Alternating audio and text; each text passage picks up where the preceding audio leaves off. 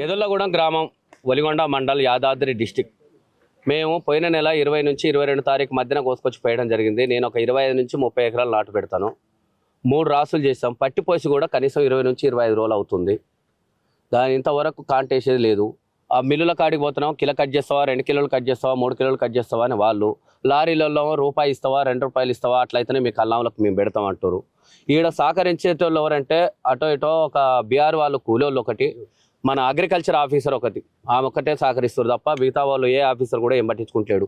మా ఊళ్ళో ఇప్పటికీ 1,00,000 బస్తాల ధాన్యం, 1,00,000 బస్తాల ధాన్యానికి నెల రోజుల నుంచి 30,000 బస్తాలు మాత్రమే పోయినాయి. మిగిలినటువంటి 70,000 బస్తాలు పోవాలంటే 2 నెలలు కావాలి. ఇప్పుడున్న 15 రోజులు, ఇంకొక 15 రోజులు అయితే మురకశిర కారుతొస్తుంది. మేము వడ్లు పోసుకోవాలి. నేను వడ్లు ఎప్పుడు అమ్మాలి, ఎప్పుడు నేను దాన్ని మళ్ళీ పంటకు వేసుకోవడానికి ఉంటుందో అవకాశం ఉంటుంది. నాకు ఇప్పుడు రూపాయి లేదు, మళ్ళీ ప్రైవేట్ వాళ్ళ మీద ఆధారపడవలసి వస్తుంది. రైతు అబ్బాయి చచ్చిపోయినట్టు ఎందుకు చచ్చిపోడు?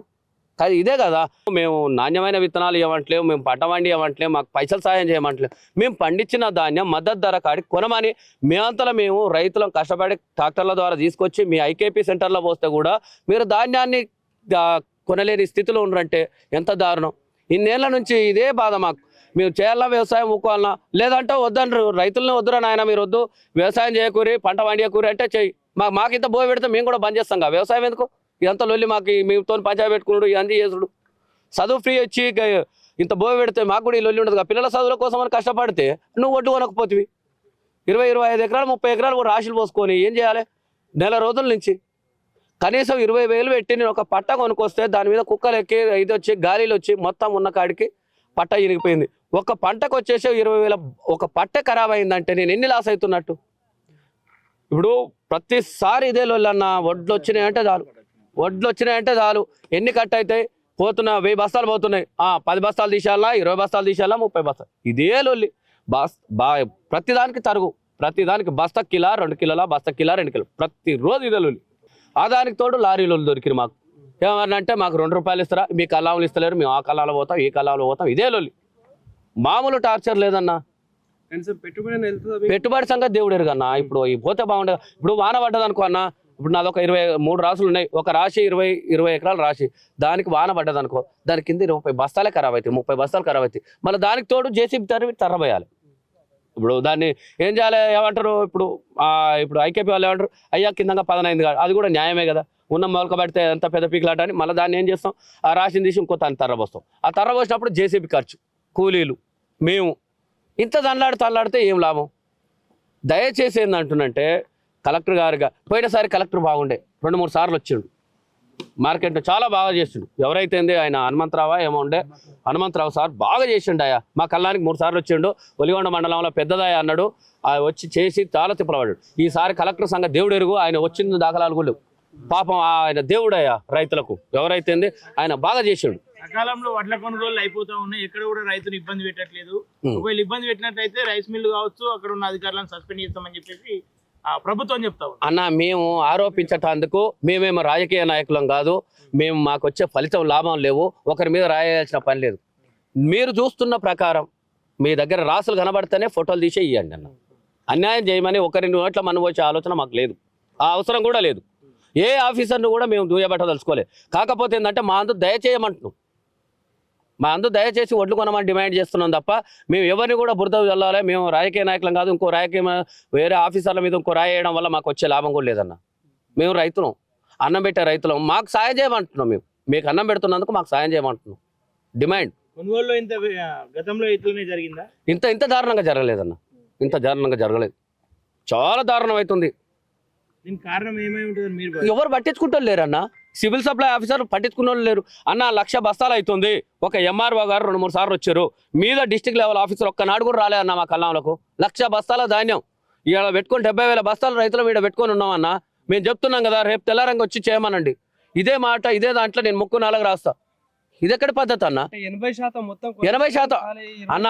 మీరు ఒక్కసారి ఇటు కుప్పలు రివర్స్ తిప్పితే కెమెరాలు మీకు రోడ్డు దాకా కుప్పలు కనబడుతున్నాయి కదా. మేము ఉత్తగా అయితే చేయం కదా, ఒకరి మీద రాయాల్సిన అవసరం లేదు కదా. ఇవన్నీ దొడ్డోడ్లేనా? అన్ని దొడ్డోడ్లు. సన్నోడ్లు మాత్రం మా ఊళ్ళో లేవు. మేము తినే మందం మాత్రమే సన్నోడ్లు పెట్టుకుంటాం. అంటే దిగుబడి తక్కువ వస్తుంది అన్న. ఏ రైతు అయినా 10 రూపాయలు మిగిలానే చేస్తాం, కానీ లాస్ కావాలని కాదు కదా మేము. మేమేమంటున్నాం మా మందం అంటే ఆ కారణం ఏమన్నా చెప్తున్నారా? దొడ్డోడ్లు కాబట్టి తీసుకోవట్లేదు అన్నటువంటి కారణం దొడ్డొడ్లు అంటే అన్న వాళ్ళు ఫస్ట్ ప్రోడక్ట్ చేసేటప్పుడే విత్తనాలు ఇవ్వకపోతే మేము వేయం. విత్తనాలు ఇస్తేవి ఎరువులు ఇవన్నీ చేస్తేవి పంట పండిస్తే అన్నీ చేస్తేవి విత్తనాలు ఇచ్చినప్పుడు మళ్ళీ ఇప్పుడు నువ్వు కొనానంటే ఎట్లన్నా మేమేం చేయం. మరి ఏం చేసి బతుకు? ఇప్పుడు మేము చేసేది వ్యవసాయం, నీళ్లు ఉన్నాయి, పంట పండించినాం, కొనమంటున్నాం. మేము ఏం చేయాలి చెప్పు? మీరు అనేది కరెక్టే, దొడ్డొడ్లు మేము కొనము అంటే మరి మేమేం చేయాలి?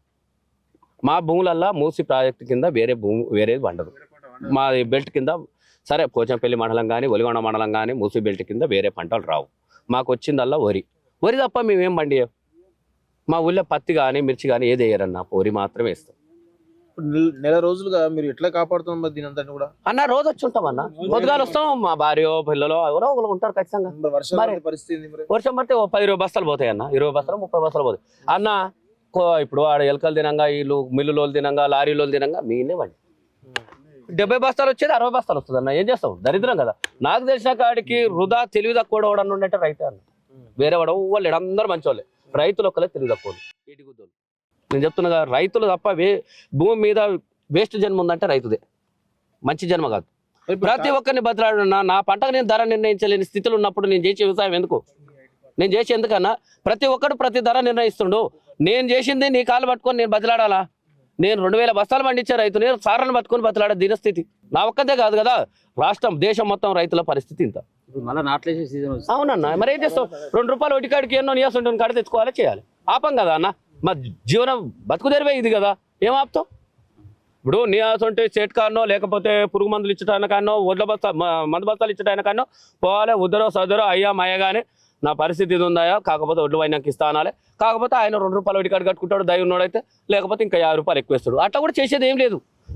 నీ మనకే ఎంతదిగా అన్న. ఇప్పుడు మందు బస్తాలు లేకపోతే నాటు పెట్టకపోతే 2 రూపాయలు కాకపోతే 3 రూపాయలు ఒకటి కాడ దేవాలి, చేయాలి.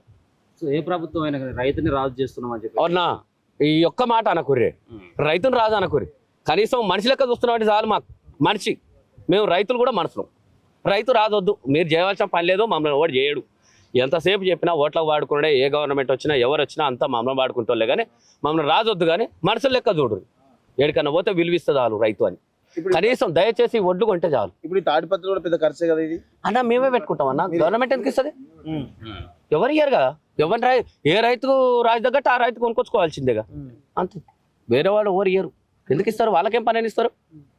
ఇప్పుడు దానికి ఖరాబ్ అయినా బరాబ్ అయినా మనదే బాధ్యత ఉంటుంది. ఒడ్లు కాంటెక్కి లారెక్కదాకా రైతుదే బాధ్యత, ఎవరిది కాదు. మిల్లులో దింపేదాకా అవును, ఇంకా తరుగొస్తే మిల్లులో దింపేదాకా కూడా రైతుదే బాధ్యత. ఇంకేం చేయాలన్న అంతకన్నా ఘోరం పరిస్థితి ఉంది. మాకు సహకరించేటోళ్ళు అంటే ఒక అమాలీలు, వీళ్ళు ఒక అగ్రికల్చర్ ఆఫీసర్ తప్ప వేరే వాళ్ళు సహకరించారు.